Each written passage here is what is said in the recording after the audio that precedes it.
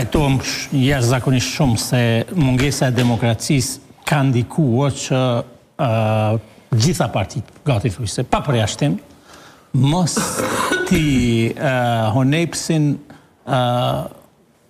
as profesor të universitar, as personalitetet e fuqishme publike, akademike sidomos. Unë kom refuzu. Sepse ata nuk i nënshtrohen një kuazi disipline të brendshme, banale. Prandaj nuk pranova. Çështja tenisma, unë i njoh relativisht mirë një pjesë tyre, edhe Fatmirin, edhe kreun e listës, edhe fundin e listës, edhe disa tjera, edhe Artani që ka qenë një kohë rektori Universitetit Gjakovës e tjerë. Për mua është krejtësisht e pa kuptim trajtimi si është bë asaj force politike. Po t'isha pyetur unaj do t'ishte pjesë e listës vetëvendosjes sot. Nuk po ngoj, no prof. Po prandaj unë s'jam në listë aty, sepse unë kam identitet timin, edhe autoritet timin. Dhe mua nuk guxo kur kush më shkru fjalimet. As Dejona?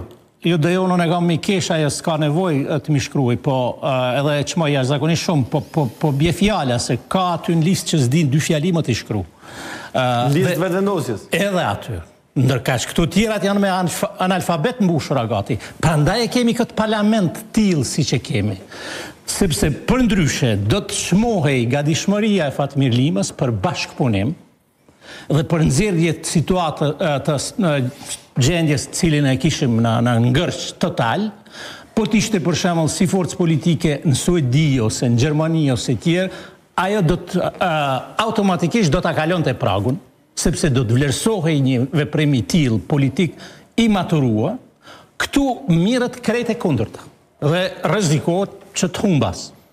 Është më së vërtet që rrezikun e ka real, po unë megjithatë këtë guximin për medalje çmoj. Oferta ka qenë e tillë që racionaliteti politik nuk do duhej ta refuzonte, sepse janë në pyetje 20.000 vota. Sidomos mund habit opozita, si se ka pranuar. LDK-ja ose PDK-ja. Edhe njëra dhe tjetra. Për mua do t'ishte krejt e pa kuptimt shkurja e nismës në LDK, sepse nuk ngjiz me LDK-n. Por me PDK-n 100% ngjiz. Dhe do duhej të ishte pjesë. Pse e bëjnë këte?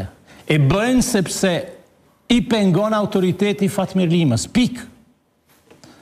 Dhe mosoniteti brenda opozitës pastaj e shpjegon qartë se kjo opozitë nuk është e gatshme ta marrë pushtetin. Këta